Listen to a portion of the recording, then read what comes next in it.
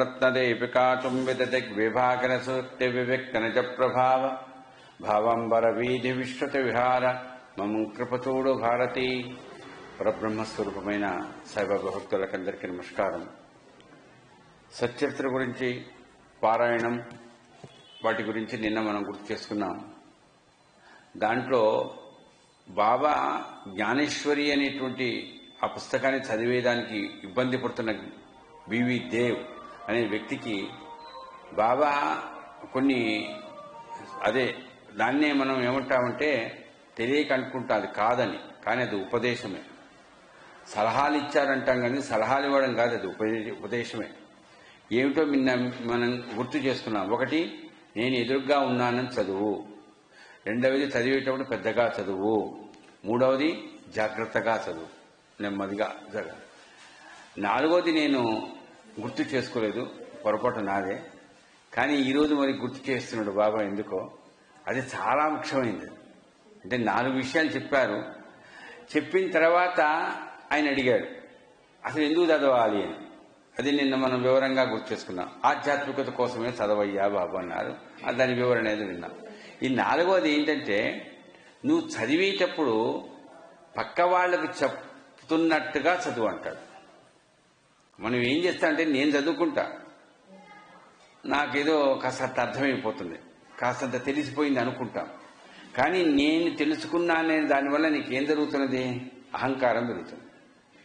కాబట్టి నేను తెలుసుకున్నది ఏదైతే ఉందో చదువుతున్న దానివల్ల నేను ఏదైతే తెలుసుకున్నానో పక్క వాళ్ళు, అంటే నీ కుటుంబం కావచ్చు, తెలిసిన వాళ్ళు కావచ్చు, సత్సంగీకులు కావచ్చు, భక్తులు కావచ్చు, ఎవరైనా కావచ్చు, అరే ఈరోజు నేను చదివాను, ఇది నేను తెలుసుకున్నాను, ఆ వ్యక్తికి చెప్తే నువ్వు అనుకున్నది తప్పురా, లేదే ఇట్లా చెప్తూ బాగుంటుంది, ఇట్లా అని ఏదైనా చెప్తారు కదండి. అంటే మనం ఎప్పుడు కూడా నేను చదువుకున్నానే దాన్ని వాడికి చెప్పేది ఏంటి? అది చాలా మంది పుస్తక పారాయణం అంటుంటారు చూడండి. నేనండి ఎన్నోసార్లు సచ్చరిత్ర చదివానండి, నేను ఎన్నోసార్లు భాగవతం చదివానండి, నేను అది అసలు అర్థంగా చాలా మంది అనే మాట మీరు వింటుంటారు. నేను చెప్పేదాన్ని వాడు అర్థం చేసుకోవాలంటే వాడికి అర్హత ఉండాలి కదండి. నేను ఎంత కష్టపడ్డాను, ఎంత శ్రమపడ్డాను, ఎంత కృషి చేశాను, వాడితో నేను చెప్పాలా? అది నేను ఇది ఈ రోజున. అందుకనే బాబా నిజంగా మా అమ్మ ద్వారానో మీలాంటి వాళ్ళ సహచర్యం వల్లనో ఏదైతే నేను అనుకుంటానో, చదువుకుంటానో, ఆ చదువుకున్న దాన్ని నాకు కాస్త కడుపు ఉబ్బరం, గ్యాస్ ప్రాబ్లం కాదండి. ఏంటంటే అది ప్రసాద్ గారికో ఎవరికో చెప్పాలి. అరే ఈరోజు చదువుకున్న దానివల్ల ఇది నాకు కాస్తంత ఆలోచన వచ్చింది అంటే, ఇక్కడ బాబా బీవీదేవి చెప్పింది ఏంటంటే, నువ్వు చదువు, కానీ చదివేదాన్ని పక్క వాళ్ళకు చెప్పాలనేటువంటి దృష్టితో చదువు. అంటే నేను చదువుకున్నానని అహంకారం రాదొకటి. పక్కవాడికి చెప్తున్నప్పుడు వాడు సలహా ఇవ్వకపోవచ్చు కూడా. ఇంకోటి, మనం ఏది ఏకంగా చెప్తా అంటే నేను చెప్తే వాడు వినాలంతే, అట్లాంటి వాళ్ళకి అది కూడా తప్పు. ఎవరికి ఒక్కొక్కరికైనా ఆలోచన వస్తుంది. సార్ ఏం చేసినారు సార్, పెద్దగా రాసినారు సార్, అనువాదం చేసినా పెద్ద గొప్పగా చేసినావు అంటారండి.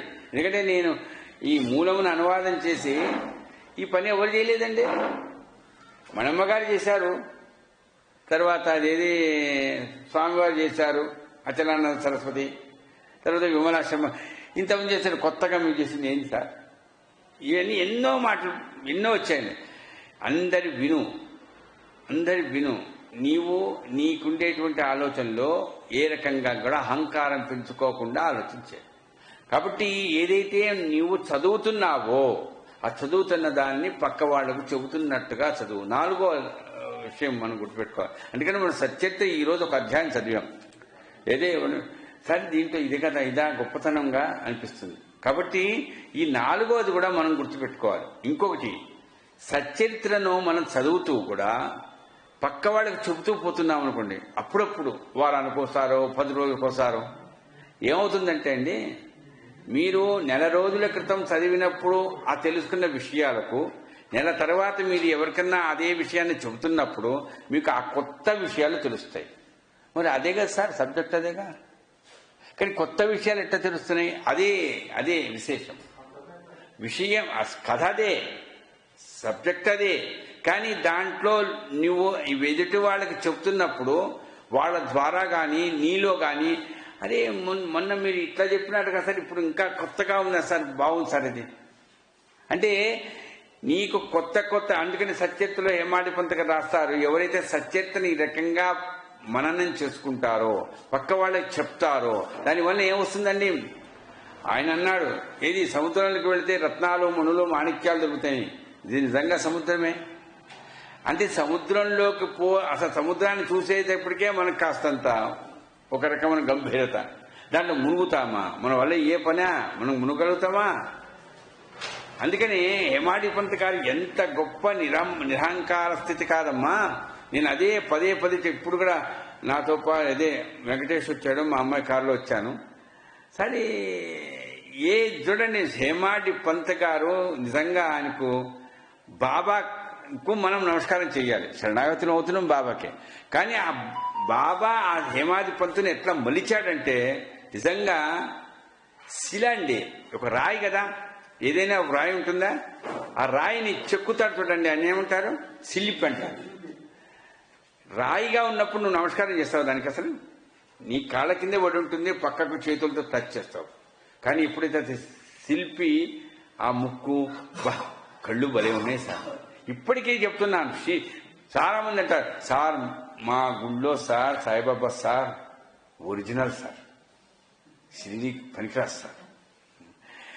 ఈ ఏమి మాట అంటే నేను దయచేసి ఏమనుకోకండి, అంటే ఎవరి క్షేత్రానికి ఏ గుళ్ళో వాళ్ళ సెక్రటరీకి ఉంటుంది. ఇప్పుడు ఎట్లాంటిదంటే ఇది మీరు చాలా కష్టపడ్డారు, సిమెంట్ మోసుండొచ్చు, బస్తాలు మోసుండొచ్చు, ఎంతో మంది మాటలు పడి ఉండొచ్చు. ఇది ఎట్లాంటిదంటే ఒక అమ్మాయినో అబ్బాయినో పుడతారు, పుట్టిన తర్వాత వాళ్ళు వికలాంగులైనా ఏదైనా మనం అనుభవించాలి. త్యాగం కదండి, ప్రేమ త్యాగం. అందుకని ఇది నా గుడి, మేము ఎంత కష్టపడి జైపూర్కి వెళ్ళి తీసుకొచ్చాం. ఇది ఎంత అది ఎట్లా అవుతుందంటే శివుడు షిరిడి కంటే గొప్పదండి అనిపించడంలో తప్పు లేదండి. దాని మనకుండే అభిమానం. మీ ఏమైనా చెప్పండి, మా అమ్మాయినండి, మా మనవరాలు, ఈ మనవరాలు ప్రపంచంలో లేరా? కానీ ఈ అభిమానం చూడండి, అది ఎందుకు వస్తుంది? ఒట్టి అభిమానం ఉంటే ఇబ్బందేనండి. త్యాగంతో కూడుకున్నది కాబట్టే అభిమానం వస్తుంది. త్యాగం లేనప్పుడు కొంతమంది చేస్తుంటారు. నాకు కళలో కనిపించండి, ఈ కమిటీకి ట్రెజరర్ కావాలని చెప్పాడండి. ఇది ప్రేమ.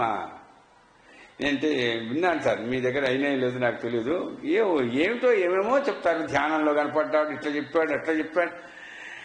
అమ్మ ఒక్కటే చెప్తున్నాను, హేమాడి పంత్ గారికి ప్రాక్టికల్గా అంటే ప్రాకృతికంగా ప్రకృతిపరంగా సహజంగా నువ్వు ఏది అనుభవించగలుగుతావో అదే నీకు బాబా చెప్పాడు తప్ప నువ్వు కష్టపడద్దు. మీ ఆయన నువ్వు ఎంత ప్రేమిస్తున్నావో, ఎంత గౌరవంగా చూస్తున్నావో అలాగే చూడున్నాను.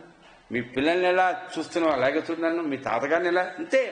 నువ్వు దీనికోసం ప్రత్యేకంగా ఇట్లా చేతులు పెట్టి వద్దు. రెగ్యులర్ ఒక అమ్మాయిని ఒక అబ్బాయిని కొడుకు తల్లి ఎట్లయితే అలంకరిస్తుందో నాకంటే చెయ్యి, నాకు కూడా చెయ్యి, అభిషేకం చెయ్యి, పూజ చెయ్యి. నీకు మంత్రం వస్తే మంత్రం చెప్పు. మంత్రం రాలేదనుకోండి, ఒక చోట నేను గుడికి వెళ్తే వాళ్ళు ఒక ముసలామండి 90 ఏళ్ళు అవుతుంది, ఆమె రెగ్యులర్గా కాగడ హారతి కాగానే ఆమె నీళ్లు తెస్తుందట. ఎక్కడ? సైనిక్పురి దగ్గర అనుకుంటా, గుళ్ళో కాగడ హారతికి ముందే.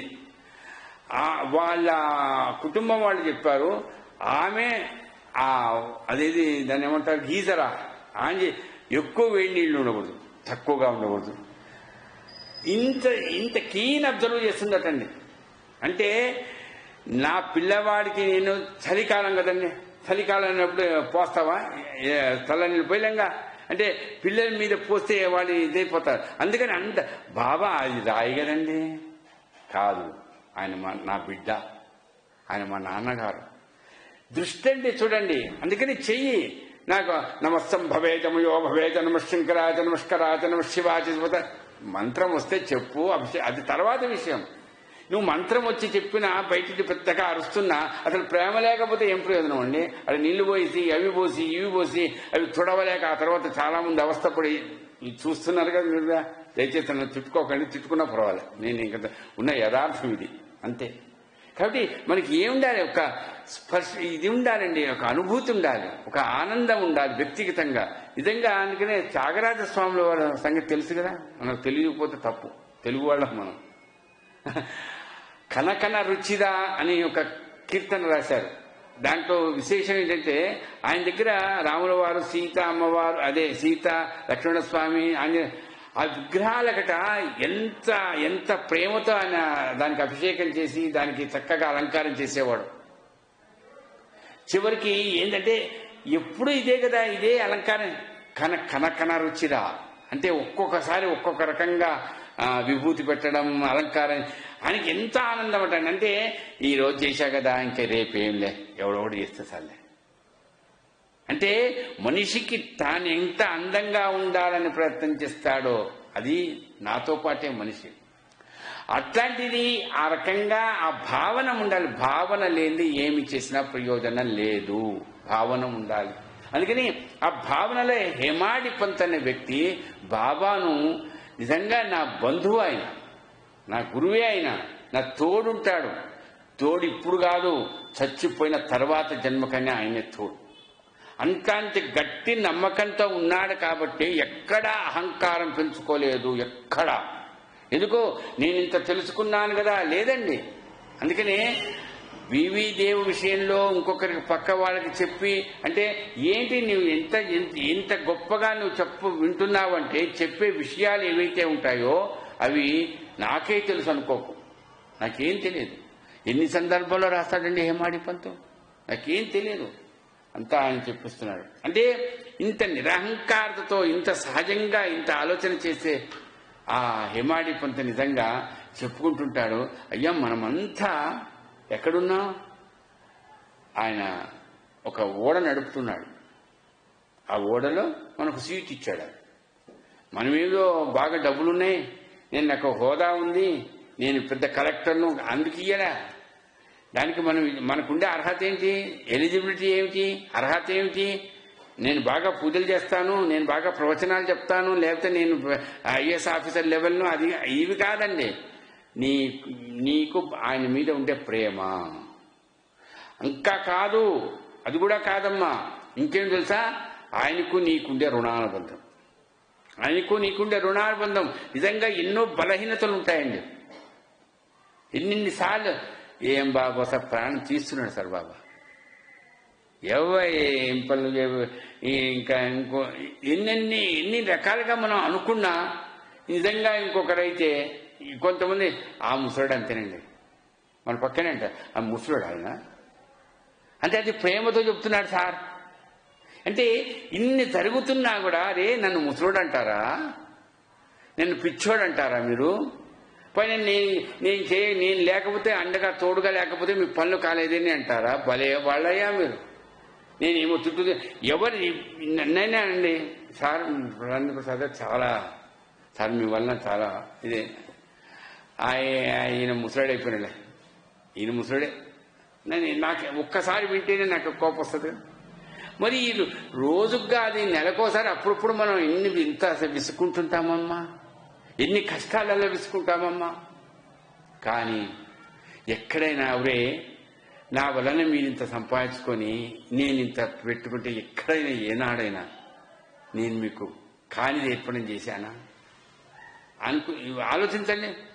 ఎన్నిసార్లు పొరపాటు చేసినా వీడు మావాడేరా వదిలేసేయండి. నేను ఈ క్షేత్రంలోనే యాక్సిడెంట్ అయితే కాళ్ళు ఇవన్నీ ఇదైతే కామినేని తీసుకువెళ్ళారు, మా ఇంజనీర్ వాళ్ళు రెఫర్ చేస్తే మొత్తం బాడీ చెకప్ చేసేసి. అప్పుడు సాయి బ్రహ్మం గారని ఒక ఆయన డాక్టర్ ఉండేవాడు, ఫిజిషియన్, సీనియర్ ఫిజిషియన్ అక్కడ. ఆయన సాయిబాబా భక్తుడు. నా సంగతి తెలిసింది.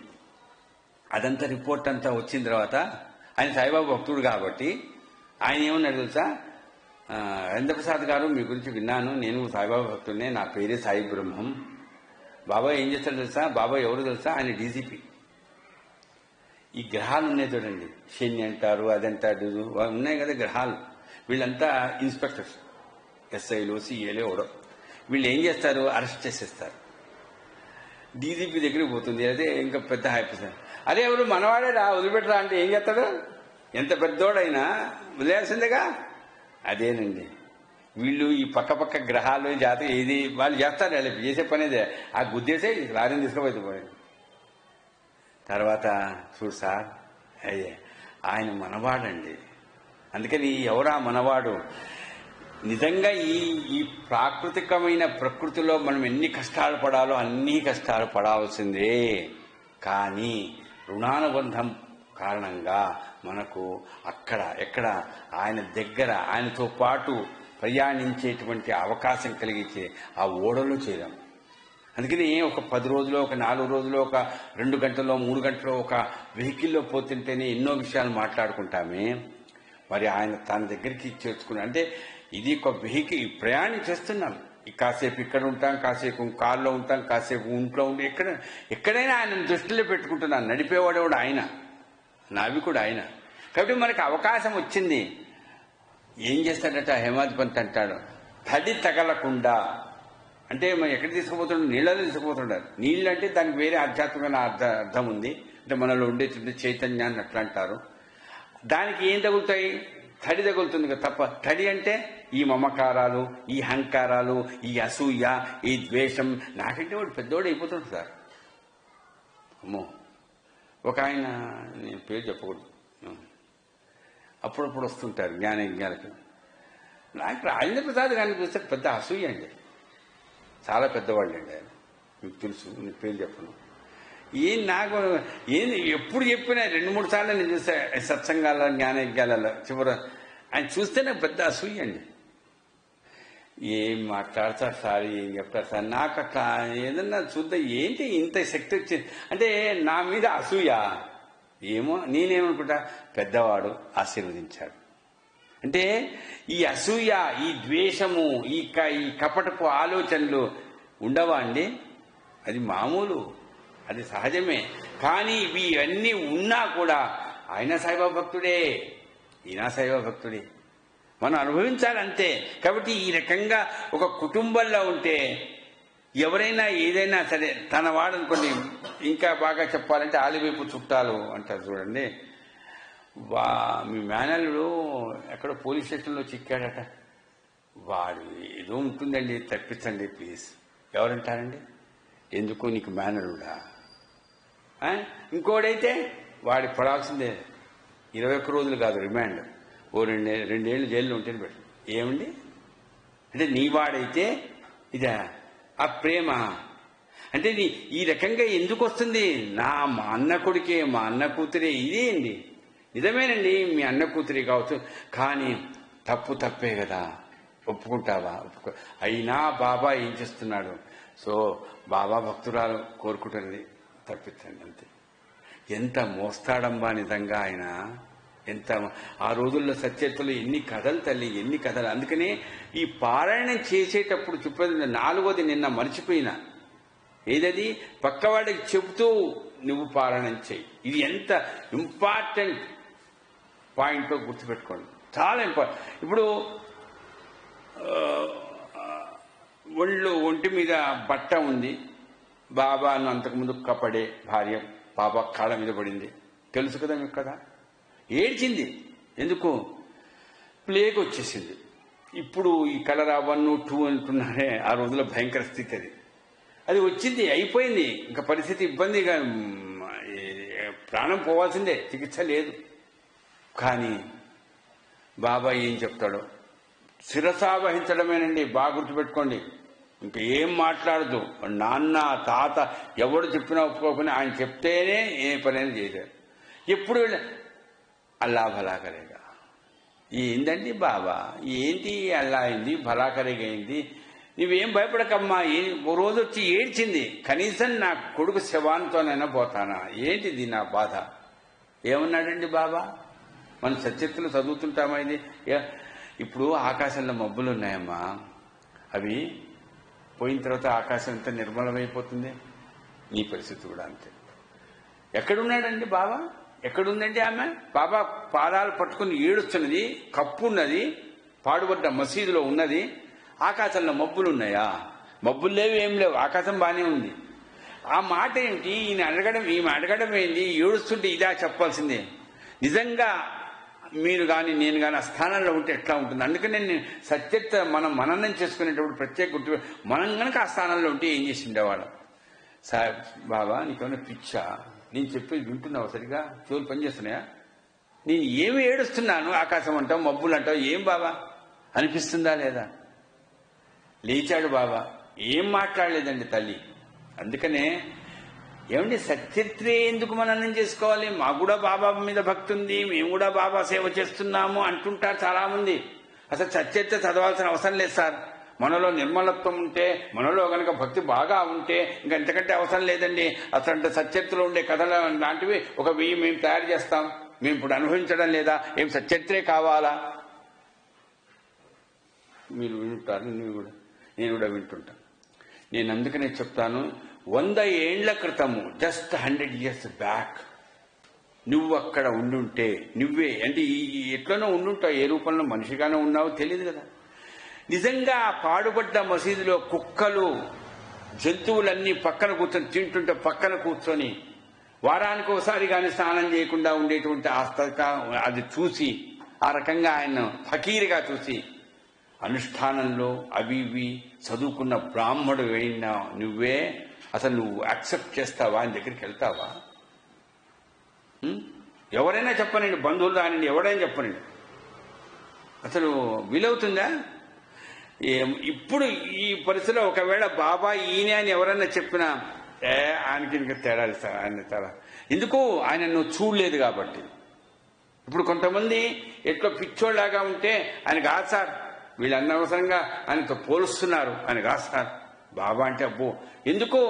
నీవు హేమాధిపంచ సత్యతను అది అధ్యయనం చేస్తున్నావు కాబట్టి, ఆయన ఆ రూపము కాదు కాదు కాదు అన్నారు కాబట్టి నువ్వు వేరే రూపంలో భావించుకుంటున్నావు కాబట్టి నీకు అది అర్థం కాలే. అసహ్యకరంగా ఎవరైనా కనిపిస్తే ఆయన బాబాను కాదు సార్, ఇట్లాంటివన్నీ మోసం చేయడానికి పెట్టుకున్నారని అంటున్నావు. కానీ ఆ రోజున అందుకని అంటున్నా. మరి ఎంత గొప్ప విషయం. అందుకనే పదే పదే చెప్పేది, ఆ రోజుల్లో బాబా భక్తులు ఆయన తప్ప ఇంకో భగవంతుడు లేడంతే. మొన్న అదే ఈ వెంకటేశ్వర పుణ్యమాని ఇదే కారులో మేము శ్రీశైలం వెళ్ళాము. వెళితే సాయిదాస్ గారితో చాలాసేపు కూర్చొని మాట్లాడుతున్నాం. ఏమో స్వామి, నాకు కూడా డౌట్ వస్తుంది, మిమ్మల్ని కూడా ఒకసారి అడగాలనిపిస్తుంది. హేమాధిపంత్ గారు రాశారు కదా, బాబా ఏ భగవంతుడు, మిగతా దేవతలంతా భ్రమ మాయా అని రాశారు. అది ఎంతవరకు సబబండి? మిగతా దేవతలంతా మాయా భ్రమ? అయ్యా హేమాధిపంత్ రాశాడు అంటే హేమాధిపంత్ రాసిందే తప్పని చెప్తావా? హేమాధిపంత్ చేత బాబా రాయించాడని నువ్వు అంటావు, మళ్ళా హేమాధిపంత్ రాశాడంటావు. హేమాధిపంత్ రాసింది తప్పు అంటే ఏంటి? అసలు నీ మాటకే నీకు సంబంధం లేకుండా ఉంది. ఫస్ట్ అసలు నువ్వు హేమాధిపంత్ చేత బాబా రాయించాడన్న మాట కనుక నువ్వు నిలబడితే, ఆ మాట మీద నిలబడితే అసలు మీకు సందేహం నువ్వు కలగకూడదు. అవును నిజంగా మిగతా దేవతలంతా భ్రమే. అది ఎట్లవుతుంది సార్? రాముడు భ్రమ, కృష్ణుడు భ్రమ, అమ్మవారు భ్రమ, మాయ, ఈయనొక్కడేనా అనిపిస్తుందా లేదా? ఏం సార్ కాదు, ఏదో కష్టంగా చెప్తున్నానేమో. చూడండి, అంటే కొన్ని మాటలు సత్యత్తులో వింటుంటే చదువుతుంటే బాగానే అనిపిస్తుంది, కానీ లోతుకు వెళ్ళే కొద్దీ ఎందుకు ఇట్లా అన్నాడబ్బా అనిపిస్తుంది. కానీ ఇప్పుడు మీలాంటి వాళ్ళ సాంగత్యం పుణ్యమా అని ఈ 40 ఏళ్లలో నేను ఏ విషయం మాట్లాడుకున్నా బాబా గురించి. అందుకని ఇప్పుడు కాల్లో వస్తూ వెంకటేశ్వర అదే మాట. మొన్న మేము శ్రీశైలం వెళ్ళాం. ప్రతి సంవత్సరం నేను వెళుతూనే ఉన్నాను, ఈ సంవత్సరం వెళ్ళాను. అక్కడ ఏమైంది, ఆదివారం నాడు మధ్యాహ్నం 1:30 దర్శనంకి వెళ్ళాం. ఎవ్వరూ లేరమ్మ జనం. జస్ట్ అమ్మవారు అయ్యవారి దర్శనం 20 నిమిషాల్లో అయిపోయింది. నేనేమి పాసులు తీసుకోలే, రికమెండేషన్స్ ఏమీ లేవు. ఎవ్వరు అసలు లేరు, డిస్టెన్స్ వేయండి, అది ఎవరు లేరు అసలు అక్కడ. అబ్బా, ఆ స్వామి అదే ప్రాకారంలో కూర్చున్నాం, హాయిగా జనం లేరు. ఎవరో మాతో పాటు వచ్చిన ఒక ఆయన అడిగాడు, స్వామి క్షేత్రం గురించి 2 నిమిషాలు చెప్పండి అని. అప్పుడు నేను మననం చేసుకున్నా. నేను కూడా ఎవరు చెప్తే, స్వామి షణ్ముఖ శర్మ గారు చెప్తే విన్నాను. మిగతా జ్యోతిర్మయ లింగాలు అక్కడ వెలవడానికి కారణం, అక్కడ ఆయన నివసించడానికి కారణాలు చాలా చాలా ఉన్నాయి. కాశీలో గాని, శ్రీ రామేశ్వరంలో గాని. ఇక్కడ శ్రీశైలములో అమ్మవారు భ్రమరాంబ, అయ్యవారు మల్లికార్జున స్వామి, వీళ్ళిద్దరు ఇక్కడ ఈ రకంగా ఉండడానికి కారణం ఎవరు తెలుసా? సుబ్రహ్మణ్య స్వామి. సుబ్రహ్మణ్య స్వామి పట్టుపట్టి నాతో మీరు ఉండదలుచుకుంటే ఆయనట అలిగిపోయాడట. ఇది స్థల పురాణంలో ఉంది, స్కాంద పురాణంలో ఉంది. ఇది చాలా మందికి తెలియదు. అయ్యా బాబో, ఎందుకంటే ఒక్కొక్కది ఎట్లా ఉంటుందంటే తల్లిదండ్రులు వాడెంబడి మనం పడాలి. అంటే చెప్తే వింటే నవ్వుగా ఉంటుంది. మనవరాళ్ళు ఎంబడిపోతుంటారు కదండి కూతురి. అట్లనే ఆ సుబ్రహ్మణ్య స్వామి ఎంబడి పడి నువ్వు ఎక్కడుంటే అక్కడ ఉంటాను రా నాయన, మీ అమ్మ నేను నువ్వు ఎక్కడ ఉండమంటే అక్కడ ఉంటాం. అయితే ఈ పర్వతం బాగుంది, అందుకనే శ్రీశైలాన్ని పర్వతం అంటారు. ఈ పర్వతం బాగుంది, ఇక్కడ నేను ఉంటాను, ఇక్కడ మీరు ఉంటారా, నీకోసం మేము ఇక్కడే ఉంటాం అని నేను అన్నానండి. ఇట్లా షణ్ముఖ శర్మ గారు చెప్పారు. ఈ క్షేత్రంలో మనం ఉన్నామంటే సుబ్రహ్మణ్య స్వామి యొక్క ఆ పట్టుదల కారణంగా ఈ స్వామి అమ్మవారి దగ్గరికి ఎక్కడో పిలిచారు బాబు. వెంటనే ఎవరు వేరే ఊరిని తెచ్చినట్టు మాతో పాటు పక్కనే కూర్చున్నారు. స్వామి ఈరోజు సుబ్రహ్మణ్య షష్ఠి అన్నారు. చూడండి, ఇది జరిగే కదా. అంటే ఆదివారం నాడు సుబ్రహ్మణ్య షష్ఠి అట. మీ సుబ్రహ్మణ్య షష్ఠి 2 గంటల వరకు ఉంది కాబట్టి 1:30కు ఆ రకంగా ఆయన వలన వచ్చినటువంటి ఆ శిక్షణలో మేమన్నా ప్రయత్నం చేశామా? నా దృష్టి అంతా దేని మీద ఉంది? బాబా బాబా బాబా బాబా. ఏదైనా ఆయన మరి బాబా మీద నాకు దృష్టి ఉన్నప్పుడు వీళ్ళందరూ మరి భ్రమ. నేను అనేది మీరు దయచేసి దాన్ని ఇంకా వివరంగా చెప్తానని 4-5 రోజులు పడుతుందేమో, నేను అంతా కూడా చెప్పలేనేమో, నేను అనుభవిస్తున్నాను. భ్రమ కాదు, భ్రమ కాదు. భ్రమ అంటారేంటి సార్?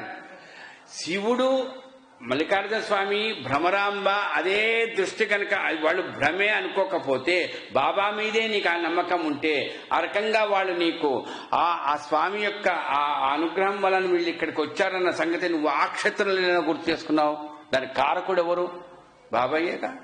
మరి బాబా ఎవరు? ఆయనే దేవుడు. మిగతా వాళ్ళు దేవుళ్లే, వాళ్ళు కాదండల్లా, భ్రమే అంటున్నా. కానీ ఎట్లా వస్తారు, వెళ్ళిపోతారు. ఎవరి ఆజ్ఞ ప్రకారం? ఈయన ఆజ్ఞ ప్రకారం. ఒక కార్యం మీద మనం పోతుంటాం సార్, ఏదో మినిస్టర్ గారి దగ్గరికి వెళ్తాం. అదే టైంకు మీ బాగా పరిచయం ఉండే, ఎప్పుడు 15 ఏళ్ల క్రితం ఒక మంచి ఫ్రెండ్, అంటే ఆ మినిస్టర్తో నీకు పెద్ద పరిచయం లేదండి, నువ్వు బాబా నమ్ముకున్నావు, వెళ్ళాడు, అది ఏది చేస్తాడులే, హెల్ప్ చేస్తాడులే అని పోతావు. నువ్వు అసలు ఊహించకుండా ఆ వ్యక్తి అక్కడికి వస్తాడు. ఎవరు వ్యక్తి? ఆ మినిస్టర్తో బాగా అరే నువ్వేంద్రా, అరే రే రే రే ఇంక అరే అరే రే అదే వాడు చెప్తే నేను నీ చెప్తాడు ఇంకాలే. వాడు మాయే. ఎవరు? ఆ వ్యక్తి సడన్ గా వచ్చాడు అండి. ఎందుకు వచ్చాడు? నీవు ఎవరి మీదైతే నమ్మకం పెట్టుకున్నావో ఆ వ్యక్తి యథార్థం, మిగతా అంతా మాయే. అది మనం చెప్పి, ఇప్పుడు నీకు ఎవరి మీద యథార్థంగా నీ గోల్ ఉంటుందో మిగతావి ఎన్నో వస్తుంటాయండి, అవన్నీ మాయే. ఇదే యథార్థం అంటే నువ్వు మల్లికార్జున స్వామి దగ్గర ఎక్కువగా కూర్చున్నావు అంటే భ్రమరాంబ అమ్మవారు తక్కువదా? ఇంకా ఎన్నో పెరుగుతాయండి. అబ్బబ్బబ్బా కాదండి, అతని ఈ క్షేత్రానికి క్షేత్రపాలకుడు, ఈ క్షేత్రానికి ముందు సాక్షి గణపతిని పట్టుకోవాలండి, ఆయన దగ్గర అటెండెన్స్ వేసుకోవాలి, ఇంకా అయిపోయాయి. ఇంక ఈ దెబ్బలని ఎవరిని కాదయ్యా. సాక్షి గణపతి అటెండెన్స్ కావాలన్నా, అమ్మవారి యొక్క అనుగ్రహం కావాలన్నా, ఏది కావాలన్నా బాబా. ఈ దృష్టి నీకున్న ఎప్పుడైతే ఉంటుందో అప్పుడు నువ్వు అనుభవించేదంటే దేవతలు మిగతా భ్రమే. నువ్వు అనుభవించాలి. అనుభవించకుండా ఏమాడి పంత్ గారు రాశారు, అది తప్పంటే అనుభవించకుండా చెప్తే ఇట్లండి. నేను నదిలోకి దిగాను, చెరువులోకి దిగాను, ఈత కొడుతున్నాను, ఆనందంగా ఉన్నాను. నువ్వు ఈత కొట్టుకోకుండా నువ్వు ఇట్లా ఏం సార్ ఈత కొడితే ఎక్కడ చేపలు ఎక్కువగా ఉంటే, ఎక్కడ నీళ్లు బాగా ఎందుకండి ఇవన్నీ? కాబట్టి నువ్వు మునుగు అక్కడ చెరువులో, లేదా బావిలో, లేకపోతే సముద్రంలో, ఎక్కడైనా సరే. అలాగే ఇక్కడ అనుభవించు. అంటే బాబాయే సర్వస్వమని నువ్వు ఆలోచన చెప్పడం కాదు, ప్రవచనం చేయడం కాదు, మట్ట చెప్పడం కాదు, నువ్వు అనుభవించాలి. ఎన్ని రోజుకి ఎన్ని అనుభవిస్తున్నామండి మనం? ఎన్ని లౌకికమైన విషయాలు తీసుకోండి, ఆధ్యాత్మికమైన విషయాలు తీసుకోండి, మనకు ఎన్ని రకాల. ఇప్పుడు ఆధ్యాత్మికమైన విషయాలంటే మన హేమాడిపంత ఏమన్నాడు, మిగతా దేవతలందరూ భ్రమ. అందుకని చెప్తున్నాను నేను. మరి లౌకికలు నేను తక్కువ చేస్తున్నాడు ఆయన. ఏ విషయంలోనైనా మనకి ఏది కావాలో అప్పటిదాకా ఆలోచిస్తుంటాం, పోతాం, కష్టపడతాం, చక్కనే ఏదో ఒకటి వచ్చేస్తుంది. అంటే ఇది ఈయన వలన అయితేనే ఆ పని అవుతుంది. కానీ ముందే దాని గురించి ఆలోచించమే. అంటే ఈయన పని ఆ మాయా భ్రమ అనేటువంటి దాన్ని కూడా నీకు తీసుకొస్తాడు, ఆ మాయా భ్రమ. అందుకని మనకు ఆలోచనలో ఎప్పుడు కూడా దాన్ని సమర్థించడానికి ప్రయత్నం కాదమ్మా, అనుభవిస్తే సమర్థిస్తావు. బాగా గుర్తుపెట్టుకోండి, తల్లి తండ్రి బంధువులు. అందుకని నేను ఈ విషయం గుర్తు చేసుకుంటూ ఇప్పుడు బివి దేవ్ గారికి 4వ గీతా వాళ్ళకి చెప్పాలి అనేది పాయింట్ ఉంది. దాని గురించి ఈరోజు నేను ఎక్కువగా వివరంగా ఇదే రకంగా ఆలోచిస్తూ పోతుంటే ఎన్ని అనుభవాలు ఉన్నా ఒక్కోసారి మనకు ఒక ఆలోచన నిజమేనండి, హేమాడి పంత్ గారు అట్లా అనకుండా ఉండాలి. ఎవరు మా ఆవిడ కావచ్చు, నాకు కూడా రావచ్చు ఆలోచన, ఎట్లా దాన్ని ఎట్లా ఒప్పించాలి అది కూడా ఆలోచించండి. పైన ఇంకోటి గుర్తుపెట్టుకోండి అమ్మా, ఎవరి మనసునైనా మార్చి వాళ్ళను ఒప్పించాలని ప్రయత్నం చేయడం మన వల్ల కాని పని. బాగా గుర్తుపెట్టుకోండి. అది భర్తను కానీ పిల్లల్ని కానీ మనం చెప్పలేం. నిన్న కూడా చెప్పు కదా అమ్మా, నేను ప్రతి సత్సంగంలో ప్రతి జ్ఞాన యజ్ఞంలో చెప్తాను, మందులు కాదు భయం లేకుండా ఉండండి అమ్మా. భయం అనేది ముందు ఉండకూడదు. ఏ మందులు పనికిరావమ్మా, భయం పోవాలి. అది డాక్టర్ చెప్తే నీకు తెలిసిందా అన్నానా? మరి మా అమ్మాయికి నా కడుపున పుట్టిందేగా? లేదు, ఆమెకు అన్ని అనుభవాలు కలిగినా నాకుండే అంత ఇది ఉండకపోవచ్చు, నేను చెప్పలేను, చెప్తున్నా. అందుకని మనస్సు మార్చాలి. వాళ్ళకి అనుభవం కలగాలంటే మాత్రం అదే ఆయన చేయాల్సిన పని. అది రుణానుబంధంలో అది జరగాల్సిందే. కాబట్టి అట్లాంటి ఆ రకమైనటువంటి ఆలోచనలో పూర్తిగా యథార్థంగా భగవత్ స్వరూపమే బాబా. మిగతా భగవంతులు అనేక రూపాలు ఉన్నారండి. అందుకని హేమాది పంత్ గారు ఆ రోజుల్లో చూడండి, ఇప్పుడు మనకు వచ్చింది ఈ డౌట్. ఒక పోలిక చెప్పారు, తెలుసు కదా, గుర్తుకు రావడం లేదు. ఆనందరావు పాకడే కథలో భర్తను భార్య గౌరవించాలి. అందరికీ తెలిసిందే, మగవాళ్ళం కాబట్టి మేము చెప్పలేను, ఆడవాళ్ళు ఉన్నారు కాబట్టి తెలుసు మీకు. కానీ భర్తకు తోడుగానే, అంటే అదే వయసుతో ఉండే బావగారు ఉంటారు, మరిది ఉంటాడు, మామగారు కూడా ఉంటారు, ఇంకా చాలా మంది ఉంటారు కదండి మగవాళ్ళు. మరి వాళ్ళందరినీ గౌరవించకూడదా? ఆలోచించండి. ఎందుకంటే నేను మగవాడిగా నేనేం చెప్పలేను. ఆడవాళ్ళు ఏం చేయాలండి? అవునండి, మీకెంత గౌరవం ఇస్తానని నేను ఆ రకంగానే బావగారిని కూడా గౌరవించాలని అన్నదనుకోండి భర్త దగ్గర, ఏమిటి ఆయన పరిస్థితి? ఏమిటి ఆయన పరిస్థితి? ఆలోచించండి. న్యాచురల్గా హేమాది పంత్ ఎంత గొప్పవాడు, న్యాచురల్గా చెప్తాడండి. ఆయన ఏదో ఫిలాసఫికల్గా ఇప్పుడు నేను చెప్పినట్టు శ్రీశైలానికి పోతే నీకు ఆయన అనుగ్రహం కలిగింది కదా ఇవన్నీ చెప్పడు ఆయన.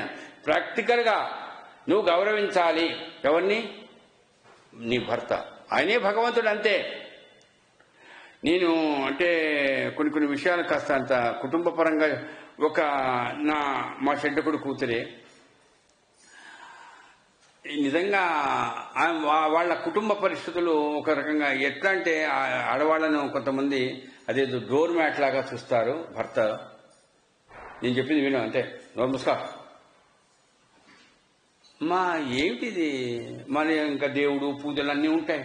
భార్య దగ్గరకు వచ్చి ఎంత జరిగినా భర్త విషయంలో భార్య ఆ రకంగా ఎలా అదే గౌరవం ఉండాలి. అదేంటండి? అంతే. కాదు రేపు ఎల్లుండో లాయని పిలిపిస్తాను, విడాకులు తీసుకో, నీ కర్మ నీదే, వాడి కర్మ వాడిది. లేదండి, నువ్వు కష్టపడు, నువ్వు ఎంత నీ ప్రకృతి పరంగా న్యాచురల్గా ఆలోచిస్తే నీకు ఆ యోగం అంతే. ఎంతమంది లేరమ్మా ఈ రోజుల్లో ఈ విషయాలు చెప్తే నెక్స్ట్ తరం వాళ్ళు ఒప్పుకోరేమో కానీ ఇప్పటి వరకు పర్వాలేదు. నమస్కారం. నేను ఎందుకంటే ఈ అందరికీ ఒకే రకంగా గాడి కట్టడం అనేది నీలాగా మా ఆఫీసులో కూడా ఒక ఆయన ఉన్నాడు. ఇంక ఒళ్ళు మండదా అండి మొగుడికి? ఏంటి ఎట్లా ఉంటుందండి? నువ్వు భర్తవు, నువ్వు భగవంతుడివి, అంతే. ఆ దృష్టి ఉండాలి. కానీ అట్లని ఈయనే అంటే మిగతా వాళ్ళతో ఎంత ఇబ్బంది అండి. కానీ మిగతా వాళ్ళని ఎక్కువ చేసినా కష్టమే. కానీ ఏ రకంగా అయితే ఆ స్త్రీ అమ్మా నిజంగా పతివ్రతవు తల్లి, నిజంగా ఎన్ని కష్టాలు పడ్డా చిరునవ్వుతో మాట్లాడతావు, ఎంత ఆనందంగా ఉంటావమ్మా. అబ్బా, అందుకని చెప్తారు చూడండి, ఈ దేశంలో అట్లా గృహిణిగా ఉండేటువంటి వాళ్ళని ఇప్పటికీ కూడా మనం తొక్కి పెడతారు ఆడవాళ్ళని. ఇక్కడ మన దేశంలో తొక్కి పెట్టినంతగా ఎక్కడ లేదు, ఎక్కడ దేశాలలో ఉన్నాయి మీకు అందరికీ తెలియదు, ఉట్టిగా మాట్లాడమే అంతే. కానీ ఎంత గౌరవం అండి, కారణం ఇదే. ఈ పురుష వృద్ధిలో వాడు ఎన్ని చేసినా నిజంగా తల్లికి, అందుకని చెప్తాడండి, తల్లి ఎట్లాంటిది అంత పోలుస్తారు కదా పెద్దవాళ్ళు, దేంతో పోలుస్తారండి? నేలతో పోలుస్తారు. తొక్కుతాం, బురద పోస్తాం, అన్నీ చేస్తాం, ఏమన్నా దానికి నోరు లేదు. ఆ ప్రకృతి స్వరూపమే అమ్మ, ఆ పంచభూతాత్మక ప్రతిస్వరూపమే అమ్మ. ఎన్నన్నా, మొగుడన్నా, పిల్లలన్నా, కూతురన్నా, ఎవడన్నా, అత్తగారన్నా, ఎవరన్నా గాని నాకు సరే ఆనందంగా ఉన్నాను, భగవంతుడు ఇచ్చాడు, ఇది తృప్తిగా ఉంటే. చూడండి ఎంత గొప్ప, అది పోల్చాడండి హేమాడి పని. నేను అంటున్నది అది. ఈ విషయాలు మనం సత్యత్తులో చదువుకుంటున్నప్పుడు, అంటే జ్ఞానేశ్వరుడి విషయంలో ఏం చెప్పాడో బాబా, పక్క వాళ్ళకి చెప్పు. ఇప్పుడు నాకు ఇది పాఠం నేను ఎందుకుంటున్నా అంటే, చాలాసార్లు ఈ స్వామి ఆ స్వామి చెప్తారు, మీరు ఒక్కొక్కసారి ఒక్కొక్క రకంగా చెప్తారు సార్. తెలుగులోనే చెప్తాను, ఇంగ్లీష్ నాకు రాదు, మిగతా భాషలు రావు. కానీ ఒకే విషయాన్ని నిన్న చెప్పారు బీవీదేవికు జ్ఞానేశ్వరి విషయం, ఈరోజు ఒకటేదో మర్చిపోయినా దాన్ని స్టార్ట్ చేశారు. అంటే పక్కవాడికి చెప్పడం వలన, అనుభవం వలన నీకెంత ఆనందం కలుగుతున్నదండి. సాయిదాస్ గారు అట్లా అనడం ఏంటి? అంత చదువుకున్నవాడు ఎందుకు ఇట్లా అన్నారు? అతను నిజంగా భ్రమ కాదా? మనం ఇక్కడికి వాదన కాదండి, చర్చ. అంటే నీ బంధువుల దగ్గరే నువ్వు మాట్లాడుకో. అందుకనే హేమాడి పంత్ గారు ఒకటే మాట అంటారు, ఎవరైతే బాబా అంటే ఇష్టం లేదో దయచేసి వాళ్ళతో వాదన చెయ్యకండి. కొంత కష్టపడదు, వాడిని ఎట్లయినా సరే మార్చాలి సార్, వాడికి ఏమైనా సరే అదేదో ఈ పార్టీలోకి తీసుకురావాలని ప్రయత్నం చేస్తానంటుంటారే, వద్దు. వాడికి యోగం, వాడికి ఆ రుణాల బంధం ఉంటే కానీ రాడు. కాబట్టి మనము ఆ సత్యత్తును పాలన చేస్తున్నప్పుడు బీవీదేవికు హేమాధిపతి అంటే ఎంత అనుభవపూర్వకంగా చెప్పబడుతున్నది అంటే మనం అనుభవించాలి. అందుకనే పక్క వాళ్ళకి చెప్పడము. ఇప్పుడు నేను కథ అదే ఏమిటి బాబా ఇట్లా అన్నాడు, నేను చెప్పా కదా, ఆ అనుభవం మనం పొందుతాము. అక్కడ ఎందుకన్నాడు అట్లా? ఆకాశం నిర్మలంగా వస్తుందమ్మా, ఇప్పుడు మబ్బులు ఉన్నాయమ్మా. తర్వాత బయటకు వచ్చిన తర్వాత చొక్కా పైకి తీశాడట, బొబ్బలు కనిపించాయటండి. ఏడ్చిందట బాబా దగ్గర. ఎవరు? ఆమె. ఏంటి బాబా నీ మీద పొట్ట మీద బొబ్బలేంటి బాబా అంటే, ప్లేగ్ వస్తే అది దాంట్లో అప్పుడుండే లక్షణాలు బట్టి బొబ్బలు వచ్చాయనుకోండి, ఇంకా రెడీ టు లివ్ అంటే వెళ్ళిపోవాలి, చచ్చిపోవాల్సిందే, అంతే, వేరే మార్గం లేదు. అంటే ఇంక్రీజ్ అయిపోతుంది రోగం. మరి బాబాకు జ్వరం లేదు, బాబా బాగానే ఉన్నాడు, మాట్లాడాడు, ఆయనకు బొబ్బలేమిటి అంటే ఆయనకు కనపడకుండా ఏదన్నా జ్వరం వచ్చింది. ఏంటి బాబా నీకేమిటి, నీకు జ్వరం లేదుగా? ఏమన్నాడండి బాబా, మీ పిల్లల కష్టాలు కూడా నేను మోయాలి కదమ్మా, మోస్తానమ్మా. ఇది నిజంగా ఇష్టం లేని వాళ్ళకి, ఈ రకంగా అనుభవం లేని వాళ్ళకి. ఇంకొకటి తల్లి, నేను ఒకటే చెప్తున్నా, కొంతమంది ఆడవాళ్ళు కానీ వాళ్ళకు ఇట్లా ఏదో చెప్తారండి. నిజంగా బాబా పొట్ట మీద బొబ్బలు వచ్చాయంటారా, ఈమె ఏం చూసి ఏమనుకున్నదో. అంటే ఈ ఆర్ద్రతతో ఈ ప్రేమ, ఇప్పుడు నేను చెప్తున్నప్పుడు నాకు కూడా అదే ఎందుకు అంత చిన్న విషయాలకు ఏడుస్తారా? కాదు, అసలు ద్రవిస్తుందండి. కొంతమందికి ఆడవాళ్ళకు కూడా ద్రవించరు, ఇంకంతే. మగవాడికి ద్రవిస్తుంది. కొంతమంది ఎంత ఇది అంటే వాళ్లకు వాళ్ళ శాస్త్ర పరిజ్ఞానం, మాకు మా ఇది అంటుంటారు చూడండి, మేము ఇంత చదువుకున్నాం, వాళ్ళకి లేదండి. అదే నీ కడుపున పుట్టిన పిల్లలకు కూడా వచ్చినా కూడా ఆర్ద్రత రాదు, అది రాదండి. కొంతమంది అంటే తల్లుల్ని అందరూ వాళ్ళ స్వభావంలో ఎంత కొడతారంటే పిల్లల్ని, అబ్బా అబ్బా అబ్బా అబ్బా నిజంగా కడుపున పుట్టారా లేదా అని డౌట్ వస్తుంది. అంటే అట్లా శిక్షించకపోతే వాడు బాగుపడరు, రేపు చదువుకోరు. ఏందమ్మా అంటే అది స్వభావం. అది అట్లాగే ఏ రకమైనటువంటి ఆలోచనలున్నా ఆ రోజుల్లో ఆ తల్లి ఎవరు కప్పడే భార్య, బాబా అన్నమా నీకు అంటే నా పిల్లల కోసం నువ్వు కష్టపడ్డమేందయ్యా, నా కోసమా కాదు, నీ పిల్లవాడికి నా మీద అంత ప్రేమ లేకపోతే అంత త్యాగం చేసి ఉండకపోవచ్చు, కానీ నీ పిల్లవాడుగా. అందుకే నేను చాలాసార్లు చెప్తున్నా, మన పిల్లలు పొద్దున్నే లేచి కాకడహారిక రాకపోయి ఉండొచ్చు, లేకపోతే 4 సంవత్సరానికి ఒక్కసారే వచ్చి గుడికి వచ్చి దర్శనం చేసుకుంటూ పోవచ్చు. మనం మాత్రం దాదాపుగా 24 గంటలు ఈ 2 గంటలు ఏదో పక్క పెట్టి మిగతా ఎప్పుడు బాబా అనుకుంటూ ఉన్నా మనకు కష్టాలు ఉంటాయి, కానీ మన పిల్లలకు మాత్రం రావు. వచ్చినా ఇమీడియట్గా స్మాష్ అవుట్. ఎందుకు? ఇదే అంటే ఒక కథ, ఆ కథలో సారాంశం తెలుసుకో. ఆయన మనస్సు ఎట్లాంటిది అంటే నీ బిడ్డలకు భయం లేకుండా చేస్తాను. అందుకని ఒక్కసారి నేను చెప్తుంటాను, ఇప్పుడు అంటే ఇవన్నీ కరోనా పాజిటివ్ వచ్చింది, ఆయనకు వచ్చింది, బాధగానే ఉంటుందండి. నెగిటివ్ వస్తుంది, 21 రోజుల తర్వాత ఏదో ఉంటుంది. కానీ నా బిడ్డకే వచ్చిందనుకోండి, ప్రసాద్ గారి బిడ్డకు వచ్చిందంత ఇది ఉంటుంది, ఇంకెక్కువ అవుతుంది. అంతే కాదా? అట్లాగే ఇది ఎందుకండి? రుణానుబంధం. ఇది కడుపున పుట్టడం. మీకు తెలుసు అనుకుంటా, ఈ సాయినాథ్ చాలీసా కరోనా తగ్గిపోవడం కోసం రోజుకు 2 సార్లు చేయండి, 5 సార్లు చేయండి, 10 సార్లు చేయండి అంటే 2,82,000 దాటిపోయింది. మొన్న ఎవరో సార్ వ్యాక్సిన్ వచ్చేసింది కదండి ఇంకా మానుకుంది. నేను అది కూడా చెప్తున్నాను, వ్యాక్సిన్ వచ్చింది కానీ వస్తుంది, 4-5 నెలల కల్లా సమస్య పోవచ్చు. కాదని అందరం ధైర్యంగానే ఉన్నాం, బాగానే బాబా దేవల్లో మొత్తం దేశంలో మిగతా వాళ్ళకంటే ఎక్కువ మనకేం ఇబ్బంది లేదు. కానీ ఎందుకు అనిపించింది, శ్రీరామనవమి మొన్నటి నుంచి స్టార్ట్ అయింది ఇది, ఈ చాలీసా దీనికోసం కరోనా నుంచి విముక్తి చేయని ఆయన అని. శ్రీరామనవమి మొన్నటి వరకు సంవత్సరం అది 3 లక్షలు కానీ 4 లక్షలు కానీ రోజుకు 2 సార్లు 3 సార్లు చేయండి. అయితే నేను ఇప్పుడు ఎందుకు చెప్తానంటే, మా అల్లుడికి వచ్చిన నేను, మీరు గమనించారో లేదో, ఆ 14 రోజులు 108 సార్లు. ఏం నాన్న ఇంత వయసులో ఎందుకు? ఏమైందమ్మా? ఏమో చెప్పలేం. మీకు రాకూడదు, మీ పిల్లలకు రాకూడదు, ఎంత కష్టం. కానీ బాబా రక్షించ అంటే పట్టుదల ఎక్కడొచ్చింది నాకు? నా బిడ్డ, మరి అగో వాళ్ళ ఆవిడ వచ్చింది. కానీ ఇది ఎక్కువగా ఉంటుందండి. మరి అట్లాగే బాబా కూడా, మరి మనమంతరం ఆయన బిడ్డలు కదమ్మా. ఊరికి మాటల్లో చెప్పడం కాదు, అట్లాంటి అనుభూతి మనకు ఉండాలి. ఊరికి ఏదో అదే చెప్తుంటారు కదా. నేను చాలాసార్లు మీకు నేను చెప్పాను, చిక్కడపల్లిలో 105వ జ్ఞాన యజ్ఞం జరిగింది, పబ్లిక్ చేశాడు ఆయన, అశోక్ కుమార్ అని. అప్పట్లో ఏదో పాత గడియారం ఉండేది నా దగ్గర, అది పెట్టుకొని వచ్చాను. 2 రోజులు అంతా రోడ్డు మీద పెట్టాడు కదా, అది దగ్గరలో ఒక వాచ్ షాప్ ఉంది, రిపేరింగ్ షాప్. అతను వచ్చి కూర్చొని వినేవాడు, రోడ్డు మీదే కూర్చొని వినేవాడు. ఇదేందో నేను కాస్తంత చూసుకుంటుంటే అది బాగాలేదులే, పాతది అయిపోయింది ఉపన్యాసం.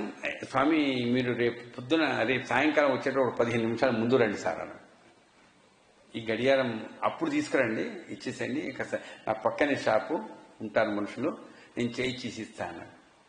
సరే అని ఒక 20 నిమిషాల ముందే వెళ్ళంగానే షాప్ దగ్గరికి వెళ్ళా. షాపులో చాలా మంది అసిస్టెంట్స్ ఉన్నారు. అతను తీసుకున్నాడు, వాడికి ఎవరికో చెప్పాడు, తొందరగా చేసిరా అన్నాడు. సార్ మిమ్మల్ని క్వశ్చన్ అడుగుతా సార్ అన్నాడు. ఏదో బాబా హిందువా ముస్లిమా, వాళ్ళ అమ్మా నాన్న ఎవడో చెప్తారా అనుకుంటా. కాదు సార్, నిజంగా మీరు బాబా భక్తులేనా? ఊరికే ఇట్లా మాటలు బాగా చెప్పడం మొదలవాట. నిజంగా నాకు బాబాయే ఈయన రూపంలో అడుగుతున్నాడు అనిపించింది. అంటే దంపు కొంతమందికి ఏంటంటే వాక్చతురత ఉంటుందండి. ఇంకా అక్కడికి ఇప్పుడు ప్రవచనకర్తలందరూ చూస్తుంటారు కదా, శ్రీశైలం పోతే అంతే, ఇంకా ఏళ్ళ ఉప్పొంగిపోతుంది వాళ్ళంతా. మల్లికార్జున స్వామే మహాలింగం శివాలింగతో ఇక చక్కడక్కడక్కడక్కడ. వెంకటేశ్వర స్వామి తిరుమల అంటే ఇంకా ఆ ఇటుక ఎక్కడ మొత్తం అదే, తిరుమలే తిరుమల, తిరుమల గోవిందా గోవిందా గోవింద, భద్రాచలం రామ రామ అంటే ఎక్కడికక్కడ అదే. మరి మీరు బాబా గురించి ఇట్లా చెప్తూ ఇన్ని జ్ఞానైతే, అప్పుడు నేను బాబు నేను బాబా భక్తుడిని కానీ ఇట్లా ఏదో మా అమ్మ దయ్యా అంటే నేను ఇప్పుడు ఎందుకుంటున్నా అంటే, సచ్చరిత్రను మననం చేసుకోవడంలో ఒకవేళ ఎవరైనా ప్రవచనం చేసే ప్రయత్నం చేస్తే అంటే అందుకని చాలా మందితో నేను అంటుంటా, ప్రచారం సార్ మీరు టీవీలలో వాటిల్లో చెప్తే ప్రచారం వద్దు, ప్రచారం ఆ మాట వాడకండి తెచ్చేది. నా తండ్రి గురించి మా అమ్మ గురించి నేను గుర్తు చేసుకుంటున్నాను చెప్పుకోండి, అక్కర్లేదు ప్రచారం. అలానే నేనేమి టీవీలో చెప్పడంలా, ఈ గోలదొద్దు. నేను దెబ్బ తింటాను, తప్పదు. 2 సంవత్సరాల తర్వాత అవుతాను. నాకు కూడా ఏదో ఆశ పెరుగుతుంది, ఇవ్వాల్సినంత ఇయ్యలేదంటాను, ఏదో వస్తుంది నాకు రోగం. కాబట్టి వద్దు, ఎంతవరకు ప్రాప్తమో అంతే. ఒక్కరు వినండి, ఇద్దరు వినండి, ప్రాప్తం అండి రకరకాలుగా. కాబట్టి మనకుండేటువంటి ఆర్ద్రత ఉండాలండి. అది ఇట్లా వస్తుందమ్మా ఆర్ద్రత, రుణానుబంధం లేదు, భక్తితో రాదు. రుణం పెంచుకోవాలి. నాకు బాబాకు రుణం ఉంది. బాబా ఏమన్నాడు, మీ రుణం నేను తీర్చుకుంటా అంటున్నాడు. ఓరి నాయను, ఇది ఎక్కడన్నా ఏ యోగుల చరిత్ర నేను చదువుకోలేదు స్వామి. మీరేమైనా చదివి, ఆ స్వామి చాలా పుస్తకాలు వస్తుందో చదివి ఉంటారు. లేదు, ఏ యోగీశ్వరుడు కానీ, ఏ మహాత్ముడు కానీ, ఏ గురువు కానీ నేను మీకు రుణగ్రస్తుని లేదమ్మా. మరి రుణగ్రస్తుడు కాకపోతే ఆ రోజుల్లో మరి ఆ కపడే కొడుకు కోసం బొబ్బలు తెచ్చుకోవడం ఏంటండి? ఎవడో మొగుడు పిలిచాడని చెప్పేసి ఒళ్ళో ఉండేటువంటి పిల్లవాడిని నిప్పులో పడబోతుంటే తను చేయి కాల్చుకోవడం ఏంటండి? ఇదంతా మరి రుణం కాదా? ఎట్లా రుణం తీసుకుంటాడండి? ఎంతమందికి అండి? అంటే మన సీనియారిటీ బట్టి అప్లికేషన్లు పెట్టుకుంటారు కదా, సీనియారిటీని బట్టి ఎన్ని అప్లికేషన్లు పోతాయి, ఎంతమంది పిలుస్తున్నారు, ఎక్కడెక్కడ. అబ్బా, సర్వాంతర్యామి నాయన, ఎక్కడ ఉన్నా ఒక్కసారి పిలవండి ఆర్ద్రతతో. అందుకని బాబా చెప్పేవారట, సహజమైన ప్రేమతోనే. నాటకాలు ఆడకండి, ఏడవండి. ఇంకో మాట ఉంది, హేమాధిపతి గారు రాశారు, మీరు చాలాసార్లు చదివారు కాబట్టి, కవులు కాబట్టి. ఏమని, మీ బలహీనతలు ఏమంటాయి అంటే కోపం వస్తుంది, లేకపోతే ఇంకోటి వస్తుంది, నాకు చెప్పేసాయి. బాబా నేను భలే తిట్టాను బాబా, చెప్పు, చూసుకుంటా, నాకేం లేదు. ఇట్లాంటి గురువు, సద్గురువు అయినా మిగతా భ్రమ అంటారు చూడండి. ఎక్కడ ఎవరికి కోపం వచ్చినా, ఇది అమ్మవారికి కోపం రాని, శివుడికి కోపం రాని, అందుకని చెప్తారు కదండి, దేవుళ్ళకు కోపం వస్తే గురువు రక్షిస్తాడు, గురువుకు కోపం వస్తే దేవుళ్ళు ఏం చేయలేదు. ఆయన గురువు అండి. ఎలాంటి గురువు? తల్లి లాంటి మనస్సు కలిగిన గురువు. కానీ అలాంటి ఆర్ద్రత, అలాంటి రుణం మనకు ఉండాలి. ఊరిక మాటలు కాదండి, చదవడం కాదండి, అది పెంచుకోవాలి మనసులో. ఎవడో పెంచితే పెరిగేది ఇదే నిజక్షణ, ఇదేమైనా దాన్ని ఏమంటారు టానిక్ తాగడమా? కాదు కదా. నాకు ఇన్స్పిరేషన్, మీ ఈ తల్లి అన్నది మా వారు మీ వల్లనే అమ్మా, నేను ఇంజక్షన్ ఇవ్వలేదు మీ వారికి, అంతే. ఒక్కొక్కరికి ఎవరికి ఎప్పుడు నేను, అందుకనే మా అమ్మ చెప్పే మాట పదే, నువ్వు ఎవరి కోసమో చెప్పకురా, నీకోసం నువ్వు చెప్పుకో. వచ్చేవాళ్ళు వినేవాళ్ళు వాళ్ళ అదృష్టం ప్రాప్తం. కాబట్టి మనము బాబా విషయాలు సత్యత్తులో బివి దేవు గారికి జ్ఞానేశ్వరి చదువుతూ, రే పక్కవాళ్ళకి చెప్పేటట్టుగా చదువుకోరా. చూడండి ఎంత గొప్ప మాట అది. అంటే ఈ రోజు మన సత్యత్త చదువుతున్నాం, ఎన్నిసార్లు ఎంతమంది దాని మీద నేనేదో చెప్పాలి, దాంట్లో నేనేదో కొత్తగా క్రియేట్ చేశాను, నేనేదో రీసెర్చ్ చేశాను. బాబా చెయ్యండి, నేను కాదనల్లా. కానీ ప్రేమ ఆర్ద్రత ఉండాలి, శరణాగతి ఉండాలి బాబా మీద. మరి అది దాంతో పాటు కూడా మనం గుర్తుపెట్టుకోవాల్సింది ఏమిటి? రాముడంటే చాలా ప్రేమ అండి. రాముడికి మనం శరణాగతులం అవుతున్నామండి. రాముడి రక్ష, జగద్రక్ష నమ్మకం ఉందండి. కానీ వాల్మీకిని విమర్శించే ప్రయోజనం ఏంటండి? ఏమైనా అర్థం ఉందా? అట్లాగే మనం బాబాను పూర్తిగా నమ్ముకున్నాం, శరణాగతులమయ్యాం. ఇప్పుడు చెప్తున్నట్టుగా కపడే గారికి ఆ రకంగా మోసాడు ఆయన. నేను చెప్తున్నా, మా మొట్టమొదట నా నోటి నుంచి బయటకు వచ్చిన అందరినీ రక్షించు సాయినాథుడు. ఇప్పటికీ కూడా ఆ జబ్బు ఎందుకు వచ్చిందో తెలియదు మా అమ్మాయికి, జయంతికి. ఇప్పుడు ఆమె కాలేజీ ప్రిన్సిపాల్, ఆమె 2 కూతుళ్ళ తల్లి ఆమె. మరి ఎంత ఆనందంగా, తృప్తికరంగా, హాయిగా ఉన్నది. మరి ఏమిటయా? అయ్యా నువ్వే, అంతే. రుణానుబంధం, నా కూతురుని కాపాడావు. ఎక్కడికి వచ్చి నేను అమ్మా నిన్ను కాపాడిందంటే నిన్ను పోషించేది ఆయనే, అంతే. నువ్వు కాదు, నేను కాదు తల్లి, ఆయన. ఇది పిచ్చి కాదు, ఆర్ద్రత, ప్రేమ. కాబట్టి ఇట్లాంటి ఇది సార్ శరణాగతి అంటే ఏంటి సార్? ఆ శరణాగతి అనే దానికి పదాలు అటు విప్పి ఇటు విప్పి అటు చేసి చెప్పడం కాదు, నువ్వు అనుభవించాలి.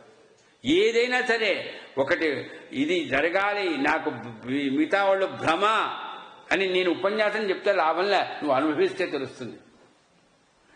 నేను అనుభవించిన నీకు అనుభవం రాలేదనుకోండి, అప్పుడు నేను చెప్పేది కట్టు కథ అనిపిస్తుంది. సార్ మీ శ్రీశైలం పోతే సుబ్రహ్మణ్య స్వామి ఏదో జరిగి ఉంటుందండి, అంత పెద్ద ఇదా అమ్మో ఇంకో ఇప్పుడు నాకుండే దాంట్లో నేను ఎన్నో చెప్తా. ఇప్పుడు కాశీకి వెళ్ళాను నేను, ఒక 5 రోజులు అక్కడ జ్ఞానయజ్ఞం తెలియదు, కానీ ఈ పుస్తకాన్ని తెలుగులోకి అనువాదం చేసేటప్పుడు అక్కడే ఉన్నా. అప్పుడు ఈ ముసలమ్మ కథను ట్రాన్స్లేట్ చేస్తున్నా. నాతో పాటు వచ్చిన వాళ్ళలో ఒక ఆయన జయప్రకాష్ అని ఎదురుగా కూర్చున్నాడు. ఒక అదే మోక్షు భవన్లో కూర్చున్నాం. నాకు జరిగిన అనుభవం చెప్తున్నా అమ్మా. వాళ్ళందరూ పూజారి వచ్చాడు, దానికి గేట్ వేసేసి లైట్లు ఆఫ్ చేసి వెళ్ళిపోతుంటే ఆ జై అని అన్నాము. ఏదో నేను చెప్తున్నా ఈ కథ గురించి, రాసుకుంటున్నా, రాసేదాన్ని చెప్తున్నా. అతనికి అయిపోయింది, అంతా అయిపోయింది. ఇంకా జస్ట్ ఇంకా బయటికి వెళ్ళిపోవడమే. అప్పుడు ఎదురుగా ఉండేవాళ్ళు, ఆ మేనేజరు ఆఫీసర్ నుంచి బయటకు వచ్చేసాడు, అందరూ వచ్చేసారు, ఏందో అరుస్తున్నారు. ఇంకా పని అయిపోయిందని మేము బయటకు వచ్చాము. క్యాబ్ అని అడిగా. అప్పుడు నయమాలం నేను అడిగా, ఏమైనా పాములు గీములు ఏమైనా వచ్చినాయే, ఎందుకంటే భయంతో బయటకు వచ్చేసారన్న. సాంప్రదాయ కూర్చున్నాయి. క్యాబా అప్పుడు మాలున్నాయి కా ఏమైందా? భూకంపం వచ్చింది సార్ మే నెలలో. తెలుసు కదా, కాశీలో భూకంపం వచ్చింది. ఇది జరిగింది. నేను ఆ మూలంలో రాసినప్పుడు నా స్క్రిప్ట్ లో రాసుకున్నా. అదేంటి సార్ నాయన? అప్పుడు బయట వాళ్ళ అరే ఆప్కో మాలూమ్ నహీ క్యా ఆప్కా సామనే కూర్చున్నాయి వా. నా ఎదురుగా ఆయన వింటున్నాడు, నేను చెప్తున్నాను, రాసుకుంటున్నాము. ఇంతే. నా దగ్గర పుస్తకం కదలలేదు, పక్కనుండే గ్లాసు కదలలేదు, నేను కదలలేదు. బయటకు వచ్చిన తర్వాత ఆ పీచే దేకో అన్నాడు. చూసేటోడికి ఉన్నాయి చూడండి ఫ్యాన్లు, అవి తిరుగుతున్నాయి. కరెంటు లేదు, ఏం లేదండి, తిరుగుతున్నాయి. అంటే కంపనకు పై కప్పు కూడా కదులుతున్నది అనమాట. ఏం చేశారండి బాబా? ఈ మాట చెప్తే ఎవరో అన్నారు, చూడండి అతను బాబా చేశాడండి ఇదంట. సార్ అది షిరిడీలో జరగాలి కానీ మీకు కాశీలో ఎందుకు సార్? కాశీలో ఎందుకు జరిగింది సార్ అంటారు. అదే నేను చెప్తున్నా. మిగతా వాళ్ళు భ్రమ అన్నాడే బాబా, ఆయన గురువుగా నమ్ముకున్నాను నేను, ఆయనే పరమాత్మ నమ్ముకున్నాను. నాకు కలిగించిన అనుభవం ఏంటంటే, అయ్యా నన్ను నమ్ముకున్నానైనా కాశీ క్షేత్రం సామాన్యమైంది కాదురా. ఎన్ని భూకంపాలు వచ్చినా గురువు గనుక ఆయన స్మరణలో ఉంటే గనక నిన్నేం చేయలేదు. మా ఆవిడ, మా పిల్లలు, మా సాయంని ఇంట్లో అదే రూమ్ లో పడుకున్నాడు. వీళ్ళు ఫోన్ నాకు, నాన్న ఎట్లున్నావు, సాయి ఎట్లున్నాడు, మీరేందమ్మా షాపింగ్ చేయడానికి పోయినాం, షాపు వాళ్ళందరూ బయటికి వచ్చేసారు, భూకంపం వచ్చిందట. నాకేం కాలేదే. నేను ఎందుకంటున్నాను, అది కాశీ క్షేత్ర మహిమ, విశ్వనాథుడి యొక్క అది ఈ మధ్య ఇప్పుడే తర్వాత కూడా తెలిసి సైంటిఫిక్ గా కూడా రకరకాలుగా భూకంపాలు వచ్చిన కాశీ క్షేత్రం ఏం కాదు, అంతే. మరి బాబా నువ్వు నమ్ముకున్న నాకు కాశీ క్షేత్రంలో ఉండి విశ్వనాథుడు భ్రమ, మాయే, భ్రమే. కానీ యథార్థం చెప్తున్నాడు. అరే ఏ క్షేత్రానికి ఉండే ఆ క్షేత్రం, ఆ శక్తి తెలుసుకో, ఎందుకంటే నన్ను నమ్ముకున్నావు కాదు. ఏం బాబా కాశీక్షేత్రం గురించి నాకేం చెప్పలేదు, భ్రమ కాదు, తెలుస్తుంది. ఎందుకంటే ఎప్పుడైతే కాశీక్షేత్రం ఇంత గొప్పదని అదే ఆలోచన చేశాం అనుకోండి, అప్పుడు షిరిడీకి వచ్చిన ఏమిటో కాశీలాగా లేదే షిరిడి, వద్దు. అందుకని ఇప్పుడు నేను చెప్పేదండి, నీ భర్త ఎంత రకంగా ఉన్నా ఆయన భర్తే, భగవంతుడే. మిగతా ఎన్ని చూసినా, కాశీలు చూడు, ఇంకా రకరకాలుగా అందగాన్ని చూడు, కోట్లు సంపాదించిన వాడిని చూడు, మా ఆయన ముందు మామూలే అంతే. అది ఉండాలమ్మా. అందుకని మనం పురాణాలు వింటామా, 9 నెలలు ఒకటే చీర కట్టుకుంటుందమ్మా ఎవరైనా, ఎంత బీదవాళ్ళైనా. ఎంత లాక్డౌన్లో కూడా కనీసం 3 రోజులకు ఒకసారి చీర మార్చుకున్నారని విన్నామే. 9 నెలలండి. ఎవరండి? శ్రీ మహాలక్ష్మి అమ్మవారు. ఎక్కడ? లంకలో. రావణాసురుడు ఎదురుగా వస్తే ఏం చెప్పిందండి? గడ్డి పూత అడ్డం పెట్టి చెప్పింది, నా మొగుడి ముందు నువ్వు ఈ గడ్డి పూతతో సమానం. అదండి స్త్రీకు. అంటే పతివ్రత అనే పదం వాడతా. శరణాగతి అంటే ఏమిటి, పతివ్రత అంటే ఏమిటి, ఉపవాసం అంటే ఏమిటి, దిష్టరీలు చూసే కంఠస్థం కొట్టకండి, అనుభవంలోకి తీసుకురండి.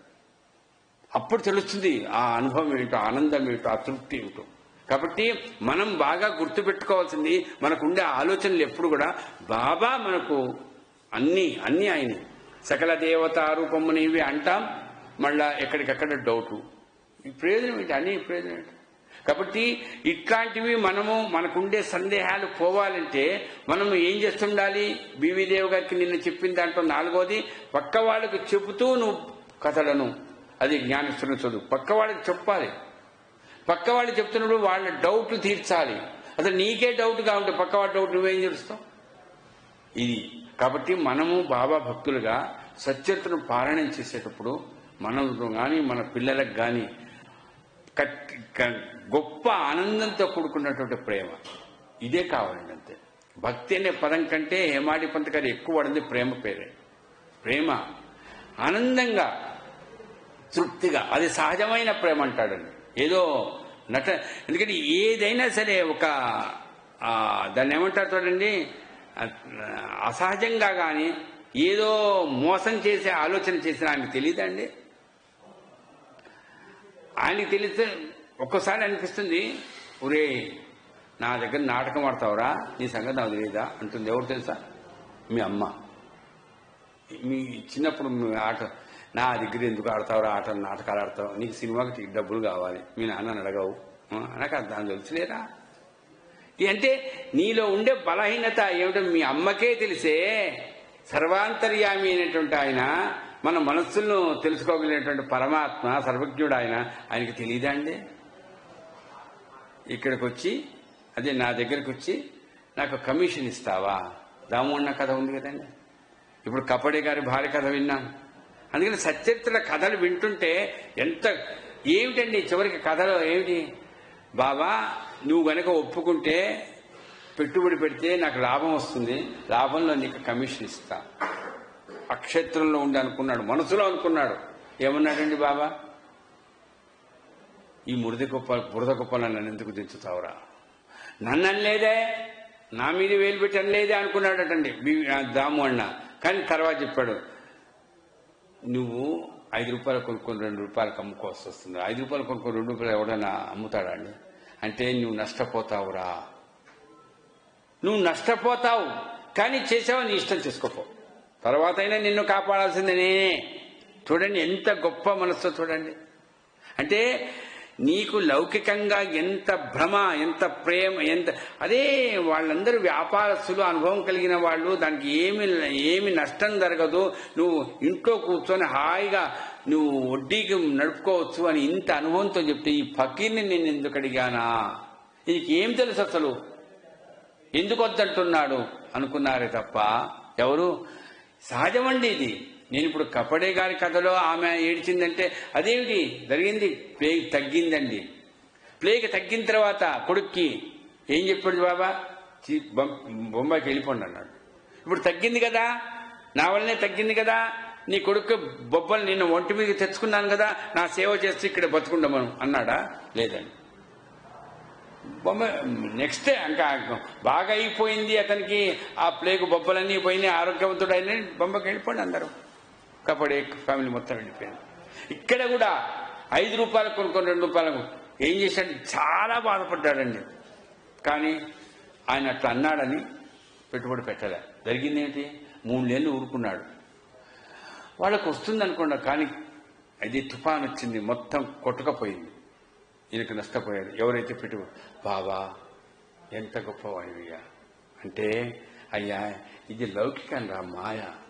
అందుకని బాబా ఎప్పుడు అంటుండేవాడు, అవి గుర్తు చేసుకోవాలి మనం. ఏంటి? ఫకీర్ను నేను, నాకు పిల్లలు లేరు, సంసారం లేదు, భార్య లేదు, నాకే ఈ మాయ ఇది ఉందే, ఈ ప్రకృతి మాయ నన్ను చికాకు పరుస్తుంది. బాబా ఏం చికా.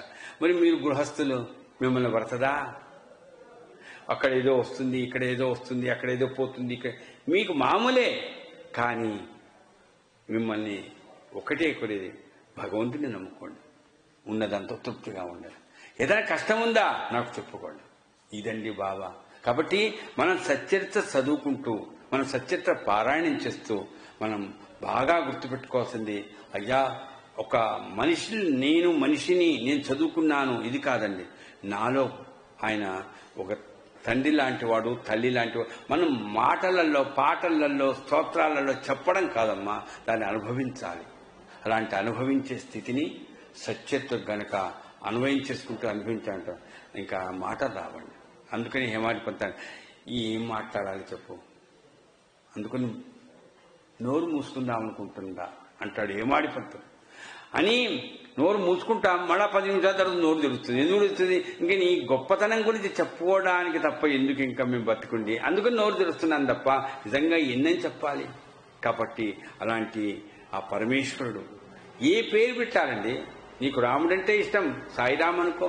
శివుడంటే ఇష్టం, సాయి శివ అనుకో. అయితే నీ ఇష్టం సుబ్రహ్మణ్య స్వామి, ఆంజనేయ స్వామి, ఏ రూపమైనా సరే ఆయనే. నీ ఇలవేల్పులు మీ తాత ముత్తాతలు ఏదైతే అనుష్ఠానం చేశారో అది నీవు చేయడానికి నీకు సహకరించేవాడు బాబా. కాబట్టి అట్లాంటి సచ్చరిత్రను బివి దేవ్ గారికి చెప్పినటువంటి జ్ఞానేశ్వరుని ఎలాగైతే నేను ఎదురుగ్గా ఉన్నానని చదువు, పెద్దగా చదువు, జాగ్రత్తగా చదువు, చివరికేంటి పక్కవాడికి చెబుతున్నట్టుగా చదువు. ఈ రకంగా కనుక సచ్చరిత్రను మనం పాలన చేస్తే, సచ్చరిత్రను మనం మననం చేసుకుంటే, సచ్చరిత్రను మనం కనుక చదవగలిగితే నిజంగా మనంతా అదృష్టవంతులు ఉండాలి. అనుభవించడానికి ఇంతకంటే గొప్పగా విశేషం ఉండదు. కాబట్టి అట్లాంటి అనుభవాలు మనకు అందిస్తున్నటువంటి ఆ బాబా. ఇంకా ఎవరో ఉండి సార్ మరి బాబా అని ఎందుకన్నారు సార్, ఎందుకన్నారో అందరికీ తెలుసు. ఆయనకు పేరు లేదండి. పేరు లేకపోతే మన బాబా ఎందుకు? మసీదులో ఉండే ఫకీర్ అండి. ఎవరైనా మసీదులో ఉంటాడు, ఒక ఫకీరు మనకు కనిపిస్తుంటాడు, ఆయన చూస్తున్నాం, బాబాని పిలుస్తామా? కానీ ఈ మహల్సపతి అయినటువంటి ఆయనను చూసి ఆయన ఈ రకంగా వేషము ఈ రకంగా మసీదులో ఉండక ముందే సాయి అని పిలిచాడంతే. కాబట్టి ఈయన పిలిచాడు కాబట్టి మహల్సపతి సాయి అన్నారు. మసీదులోనే ఉంటూ అల్లా మాలిక్ అంటూ ఉంటూ అక్కడే ఉంటున్నాడు కాబట్టి బాబా అన్నారు. సాయి ఈయన పెట్టింది వాళ్ళ నాన్న అమ్మ పెట్టిన పేరు కాదు, అది ఎవరో తెలియదు, ఏమో తెలియదు. ఈయన పెట్టి సంబోధన ఇది స్వామి అంటే ఎవరైనా గౌరవంగా పిలిస్తే స్వామి అని పిలుస్తాం. మరాఠీలో సాయి అని పిలిచారు అంతే. కాబట్టి ఆయనకు పేరు మీ పిల్లలకు పేరు పెట్టుకో, నీ మ్యాన్ పెట్టుకో, నీకు అంతే. మనము ఏ రకంగా భావించుకుంటే ఆ రకంగా మనకు అనుగ్రహించేటువంటి ఎన్ని పేర్లండి. కాబట్టి పేరు, ఇంకొకటి రూపము ఉందా, ఉంది, లేదు, ఉన్నది, లేదు. అంటే సగుణము ఆయనే, నిర్గుణము ఆయనే, సర్వత్రా ఆయనే. ఇట్లాంటి అనుభవాన్ని కనుక మెల్లమెల్లగా నువ్వు అనుభవం పొందితే ఇంతకంటే మనం పొందవలసింది ఏం లేదండి. ఏదో సంపాదించాలి. అందుకనే హేమాధిపంత్ గారి ద్వారా బాబా చాలాసార్లు మీ భ్రమలు వదిలిపెట్టండి. ముందు ఈ దేవుళ్ళందరూ భ్రమాన్ని హేమాధిపంత్ రాసి అది కాదండి, ఇంకో భ్రమ వదిలిపెట్టండి. నాకేదో కావాలి, నేను ఏదో అయిపోవాలి, నాకేదో కీర్తి ప్రతిష్టలు, అవన్నీ వదిలిపెట్టండి దయచేసి. ఏం కావాలి? భగవంతుడి సన్నిధిలో నువ్వు సేవ చేసుకునేట్టు కొంచాలి. ఇట్లాంటి ఈ ఆలోచన ఉన్నప్పుడు ఎంత ఆనందంగా ఉంటామో అది బాబా మనకు సచ్చరిత్ర ద్వారా అందిస్తున్నాడని మీ ముందు నేను గుర్తు చేసుకుంటూ, అఖిలాండ కోటి బ్రహ్మాండ నాయక సాయి మహాదేవ, షిరిడి సాయి మహాదేవ, అంతట నీవే అన్నిట నీవే అలరారే దేవా. అఖిలాండ కోటి బ్రహ్మాండ నాయక సాయి మహాదేవ, షిరిడి సాయి మహాదేవ, అంతట నీవే అన్నిట నీవే అలరారే దేవా. సంసారపు సంద్రము దాటక నావవు నీవేగా బాబా, నావవు నీవేగా. సన్మార్గములో మమ్ముల నడిపే సద్గురు నీవేగా. నమ్మిన భక్తుల కొంగు బంగారు వెల్పవు నీవేగా బాబా, వెల్పవు నీవేగా. నానా సాహబు దర్పమున నచిన దైవము నీవేగా. నీ భిక్ష పాత్రలో భిక్షము వేసి ధన్యత నొందిరిగా బాబా, ధన్యత నొందిరిగా. నిఖిలేశ్వరునికి భిక్షము వేసి భాగ్యము పొందిరిగా. దయగల తల్లి ద్వారక మాయలో బాబా నివసించే బాబా, బాబా నివసించే. దిగ్దిగంతముల భక్తులందరికీ దీవెనలందించే. ద్వారకలో ఆ మురళీధరుడే షిరిడీలో వెలిసే బాబా, షిరిడీలో వెలిసే. కృష్ణుని కోవెల సమాధి నెలవై భక్తుల దీవించే. సరిగమ పదని సత్వస్వరముల నాదము నీవేగా బాబా, నాదము నీవేగా. తాళగతులతో నాట్యమాడు నటరాజువు నీవేగా. ఆర్తితో పిలచిన అభయమునిచ్చడి ఆపద్బాంధవుడు బాబా ఆపద్బాంధవుడు. ఆలన పాలన అన్ని చూసే మా ప్రియ మాధవుడు. మూర్ఖలమౌ మా మనసుకు శాంతిని ప్రసాదించుదేవా బాబా ప్రసాదించుదేవా. మృక్కున దాసుడు రాజేంద్రునికి స్వామివి నీవేగా. అఖిలాండ కోటి బ్రహ్మాండ నాయక సాయి మహాదేవా షిరిడి సాయి మహాదేవా. అంతట నీవే అన్నిట నీవే అలరారే దేవా. శ్రీ సచిదానంద సద్గురు సాయినాథ్ మహారాజ్ की जय. करचरणकृतं वा कायजङ्क्रमजं वा श्रवणनयनजं वा मानसं वापराधं विहितमहिवितं वा सर्वमेतत्क्षमस्व. जय जय गरुणाब्धे प्रभो श्री साईनाथ श्री सच्चिदानंद सद्गुरु साईनाथ महाराज की जय.